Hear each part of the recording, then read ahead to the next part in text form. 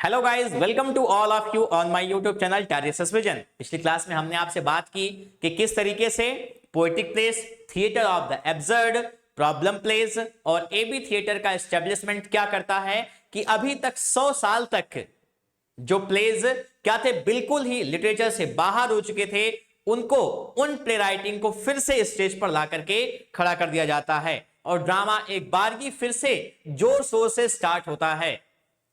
और उस सीरीज में हमने अपने लेक्चर में आपसे बात की कि किस तरीके से प्रॉब्लम प्ले, जो कि जिस टर्म को कॉइन किया किसने, सिडनी ग्रंडी ने प्रॉब्लम प्ले को कॉइन किया और आगे जाकर के क्या होता है, नॉर्वियन प्लेराइट क्या नाम है उनका, जी हां, हेनरिक इब्सन ने क्या किया, इस टाइप के प्लेस को पॉपुलराइज किया, हेनरिक इब्सन। और इनका फेमस प्ले है डॉल्स हाउस।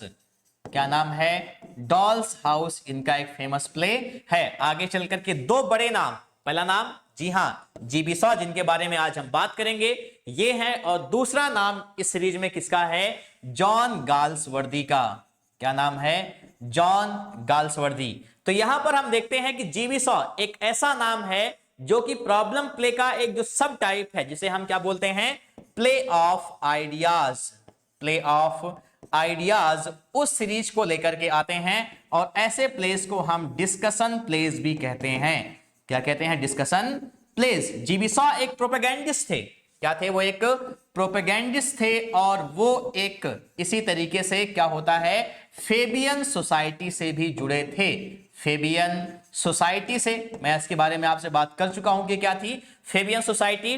और यहां पर जीबी शॉ को जब 1925 में नोबेल मिलता है, नोबेल प्राइज मिलता है, तो वो कहते हैं कि ये जो प्राइज है वो मेरी इंटेलिजेंस के हिसाब से छोटा है, मैं इसको लेने ही नहीं जाऊंगा।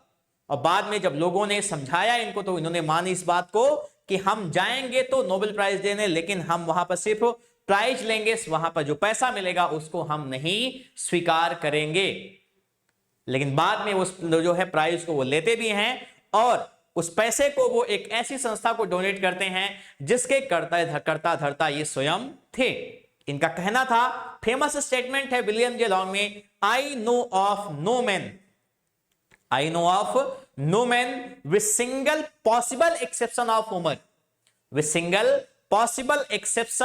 Homer whose intelligence is in comparison of my own. I have more contempt rather for Shakespeare.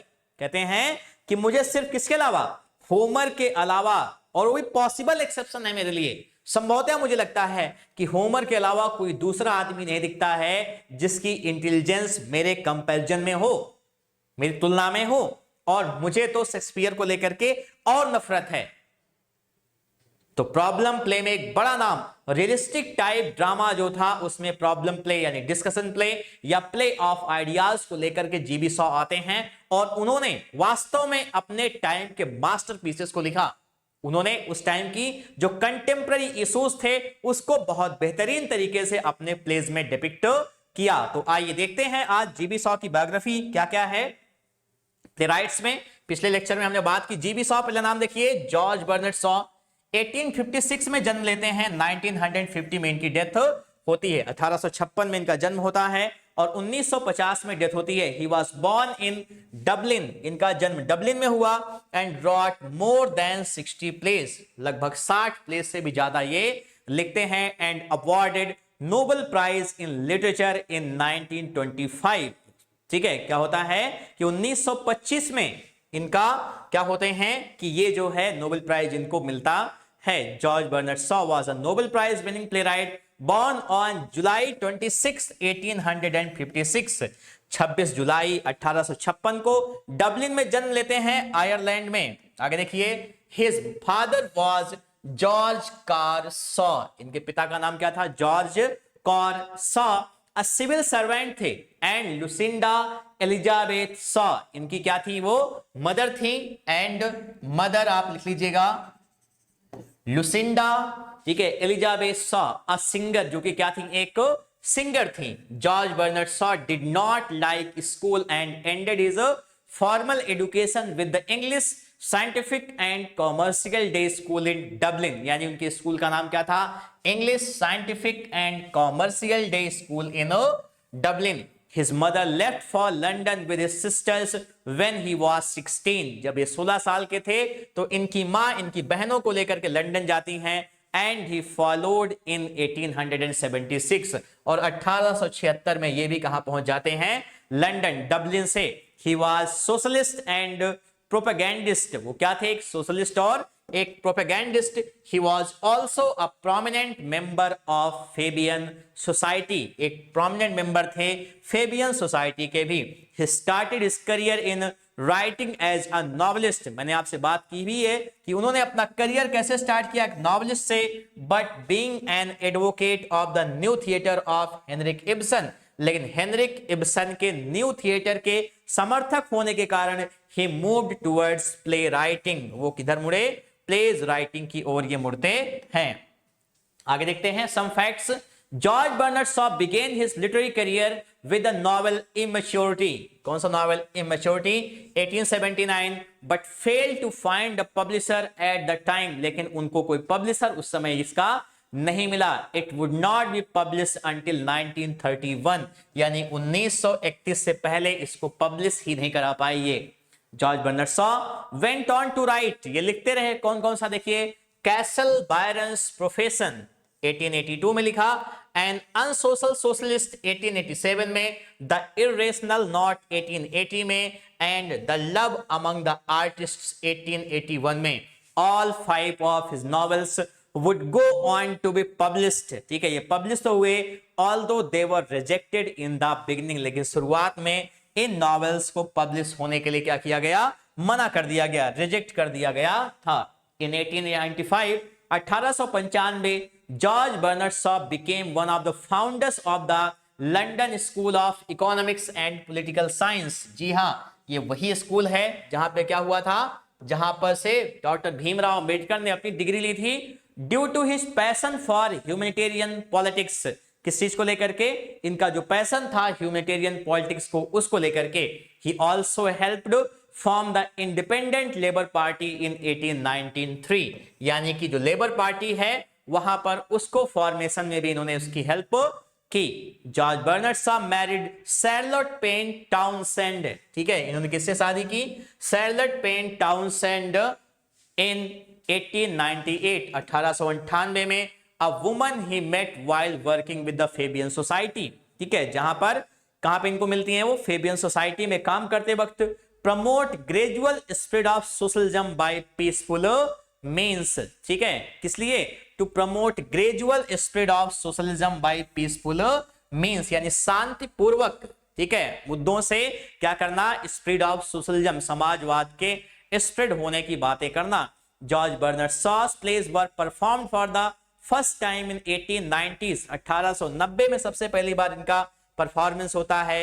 By 1900, 1900 आते आते, he was an established playwright with 63 plays, यानी कि क्या हो गए? वो 63 प्ले के साथ में क्या हो? established playwright वो बन गए। एक और बात मैं आपको बताना चाहता हूं कि जॉर्ज बर्नार्ड शॉ ने किस चीज की थ्योरी दी है? Creative evolution, creative evolution,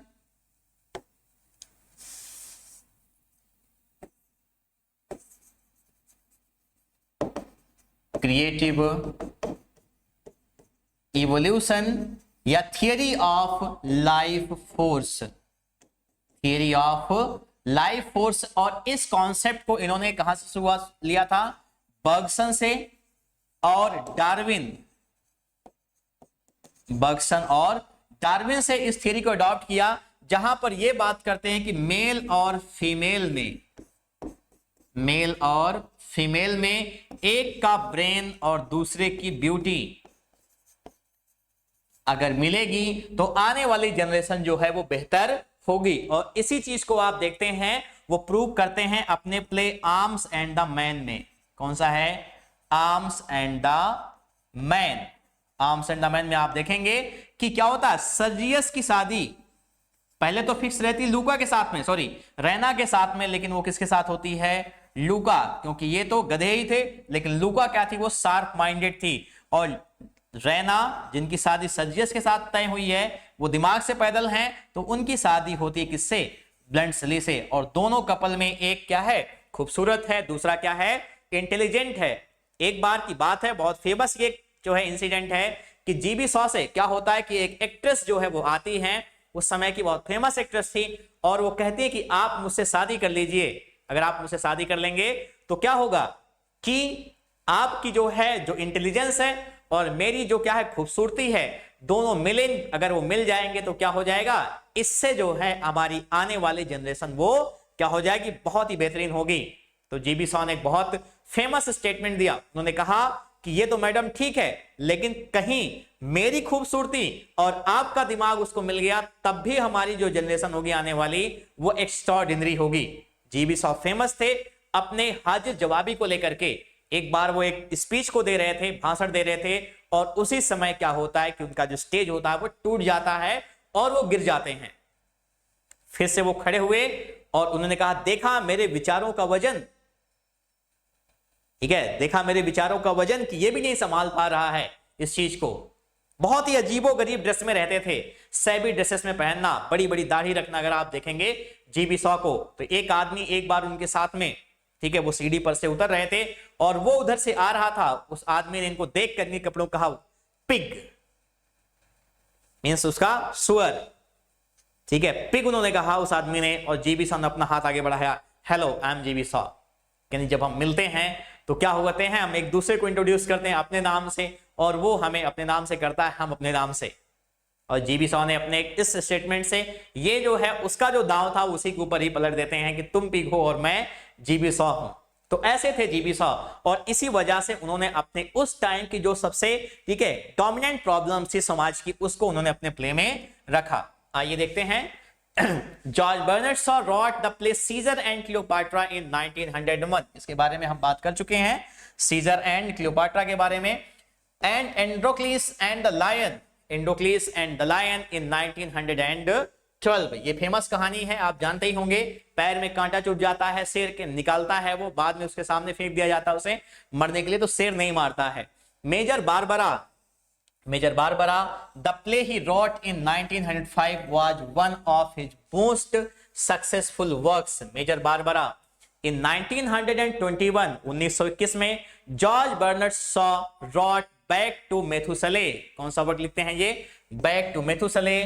And in 1923 he wrote Saint John. और जब नोबेल प्राइज उनको मिलता है तो यही प्ले साइट किया जाता है वहां पर सेंट जोन, जहां पर वो दिखाते हैं कि एक ऐसी लड़की जो अपने देश के लिए लड़ती है, उसको ही वही देश क्या करता है, हेरेसी के चार्ज में जला करके मार देता है। हिज मास्टरपीस, और ये उनकी मास्टरपीस कंसिडर की जाती है। आफ्टर 1906, 1906 के बाद में George Bernard Shaw wrote most of his work in a movable hut in his garden of Shaw's Corner. तो आप समझ सकते हैं कि वहां पे उन्होंने अपने प्ले को लिखा, He wrote Pygmalion there. यहां पर क्या करते हैं, पिगमिलियन प्ले को लिखते हैं। और पिगमिलियन में एक प्रोफेसर है, जो किसका है? प्रोफेसर है फोनेटिक्स का। पिगमिलियन एक माइथोलॉजी से डील करती है, जहां पर पिगमिलियन नाम का एक स्कल्प्टर था, एक मूर्तिकार था, और वो जिस मूर्ति को बनाता है उसी से ही प्यार करने लगता है, और उसे लगता है कि मैं उसमें जान डाल दे दूंगा। यहां पर क्या होते हैं, प्रोफेसर होते हैं फोनेटिक्स के, और उनके एक दोस्त होते हैं, और वो शर्त लगाते हैं एक लड़की को देख करके, जिसकी अजीब ही बातचीत करने का तरीका था, लहजा था, कि हम इसे इतने महीने में सुधार देंगे। लेकिन जो प्रोफेसर होते हैं वो फेल हो जाते हैं इस काम में, और वो लड़की इनके ऊपर सैंडल उठा करके मार देती है। यानी यहां पे शॉ का स्टेटमेंट ये था कि हम किसी को बदल नहीं सकते हैं। पिगमिलियन एक बहुत फेमस प्ले है, और पिगमिलियन पर मूवी भी बनाई गई है, there among many other works। ठीक है, अब देखिए, George Bernard Shaw won the Nobel prize in literature in 1925। कब? 1925 में, एट द एज ऑफ 68। ठीक है, in part for the play Saint Joan about Joan of Arc. इसके बारे में हम बात कर चुके हैं कि यही प्ले वहां पे क्या किया गया था, साइट किया गया था। George Bernard Shaw passed away on November 2nd, 1950 at the age of 94। यानी वो 94 साल की उम्र में इनकी डेथ हो जाती है।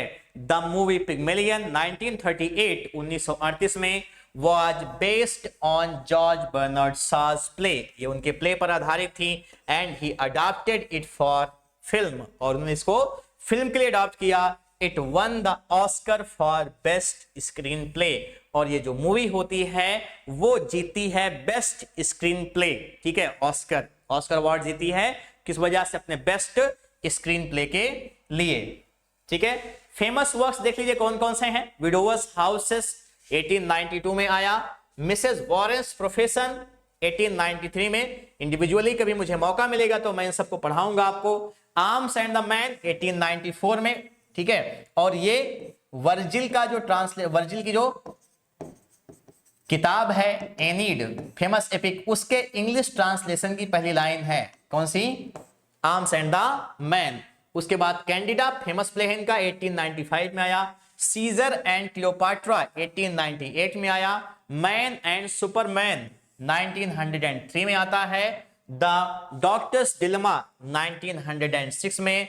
पिग्मेलियन 1912 में. Saint Joan 1923 and the apple cart 1929 में आता है. तो ये एक छोटी सी वीडियो थी जिसमें हमने जॉर्ज बर्नार्ड शॉ की बायोग्राफी और उनके कौन से फेमस वर्क्स हैं इनको लेकर के हमने बातें की हैं. मौका मिलता रहेगा और मैं आपको इंडिविजुअली इनके सारे प्लेस को पढ़ाने की कोशिश करूंगा. अपनी आने वाली वीडियो में हम बात करेंगे कुछ और ड्रामेटिस्ट जो 20th सेंचुरी यानी कि मॉडर्न एज के हैं और वो किस किस जानरा से मॉडर्न एज के ड्रामा जो है उससे बिलोंग करते हैं. तो thank you so much for watching. Have a good day.